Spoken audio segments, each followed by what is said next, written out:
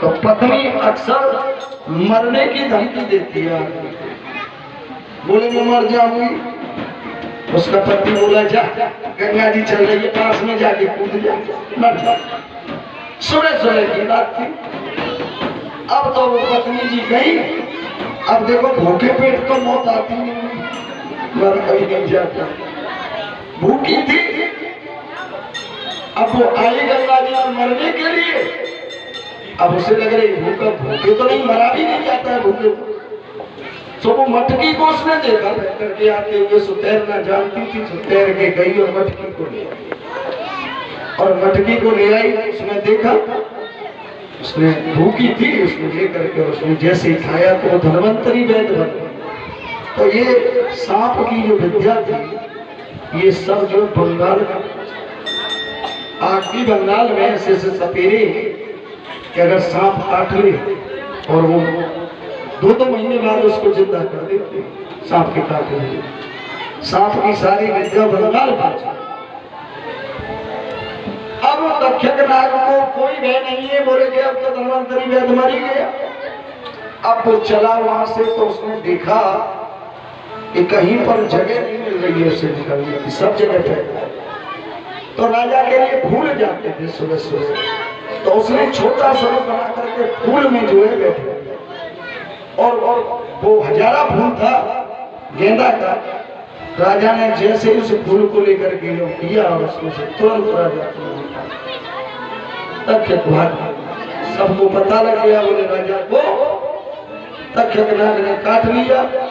सुखदेव जी महाराज राजा परीक्षित को बताते हैं काय कर रहा किस राजा परीक्षित तो पहले ही मुक्त हो गया था श्रीमद् भागवत की कथा सुनकर। उसकी जो आत्मा थी वो तो परमात्मा में पहले ही विलीन हो गई। तक्षक ने किसको काटा था? शरीर। और ये शरीर ही मरता है, आत्मा कभी नहीं मरती। राजा परीक्षित की आत्मा मुक्त हो चुकी थी। श्रीमद् भागवत सुनकर के भगवान के स्वरूप का दर्शन किया। फिर कहने लगे कि राजा परीक्षित को तो मोक्ष प्राप्त हो ही गया, लेकिन उसका पुत्र हुआ जन्मेजय।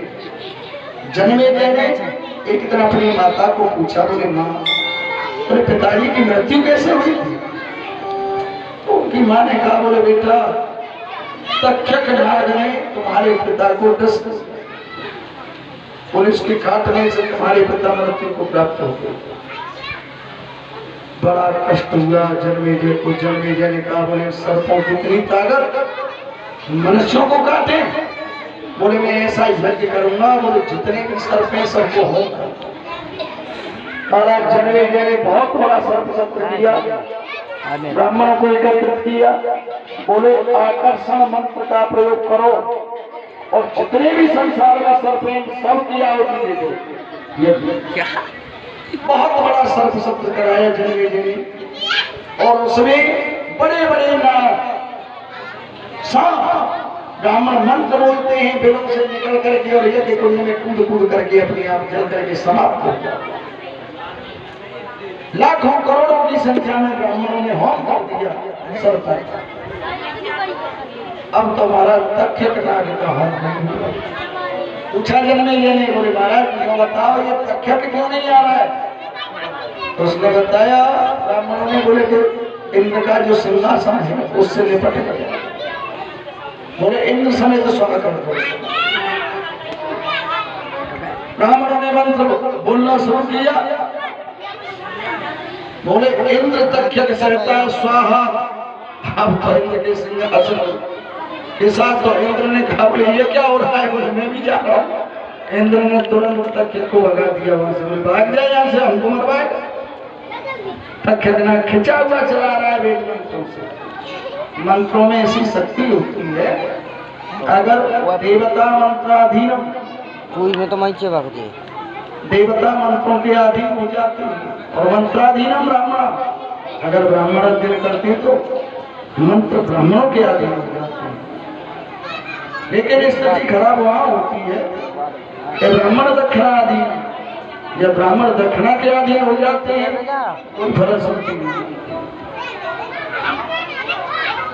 तो यहाँ पर आकर्षण मंत्र का प्रयोग किया, महाराज खिंचा हुआ चलाया तो उसी समय आस्तिक नाम के ऋषि आए और आस्तिक ऋषि ने जल फेंका, तक्षक को वहीं आसमान में ही रोक दिया और राजा जन्मेजय को समझाया।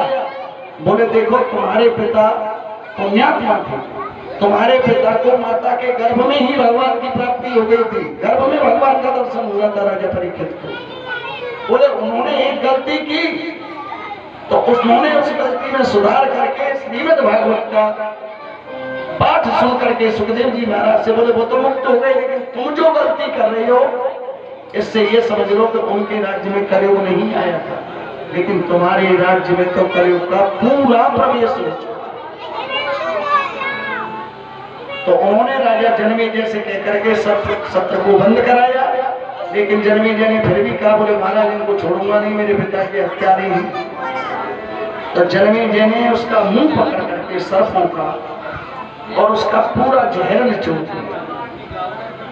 जब थोड़ा सा जहर रह गया था दांत के पास तो सर्प ने प्रार्थना की हाथ जोड़ करके, बोले महाराज कलयुग का जो व्यक्ति है वो इतना दुष्ट होगा कि हम लोगों को गाजर मूली की तरह खाने लग जाएगा। बोले महाराज पूरा जहर ना निकाले, हमारा नहीं, हमको तो भोजन बनाएगा आदमी। तो फिर उनके कहने से, आस्तिक ऋषि के कहने से उनके अंदर थोड़ा सा जहर दांत के पास छोड़ा हुआ। तो सर्प में ज्यादा जहर नहीं होता, केवल मुंह पे ही थोड़ा सा जहर उनके होता है। दूसरी बात, सर्प आन मानता है। अगर कोई सर्प आपको काटने के लिए आ रहा हो, आज भी आप 3 बार कहते हैं ठहर जा आस्तिक, ठहर जा आस्तिक, ठहर जा आस्तिक, पर वो आपको काटने के लिए नहीं आएगा, चाहे कितने भी गुस्से में हो। आस्तिक ऋषि की आन को आज भी सर्प मानता है। उसके पश्चात जन्मेजय ने सर्प सप्त बंद किया और सर्प आज भी आदमी से इतना डरता है, जितना आदमी को डर लगता है ना, उससे 10 गुना डर सर्प को आदमी से लगता है। लेकिन क्या होता है, अगर आपका अनजाने में पैर पड़ गया तो देखिए आत्मरक्षा में कोई भी हथियार उठाता है। तो सर्प सप्त बंद कराया और उसके बाद वहां से कलयुग का आरंभ हो गया। ऐसा बताते हैं कि कलयुग में 2 अवतार और होंगे। एक होगा, एक अवतार हो चुका है गौतम बुद्ध का, बुद्ध भी अवतार में आते हैं। और जब कलयुग का 4था चरण आ जाएगा तो 4थे चरण में कलयुग के में जब आदमी की जो लंबाई है इस समय अपने सीधे हाथ से 3.5 हाथ का है। कोई भी व्यक्ति अपने हाथ से लंबाई नापेगा तो अपने हाथ से 3.5 हाथ का है। दूसरा चरण आरंभ होगा 2.5 हाथ का रह जाएगा। तीसरा चरण आरंभ होगा 1.25 हाथ का रह जाएगा। और 4थे चरण में तो आप सोच लीजिए वो इतना ही बड़ा होगा, 12 इंची का, जैसे रेलपुट में गोली पर चना के झाड़ के नीचे आराम फरमाया।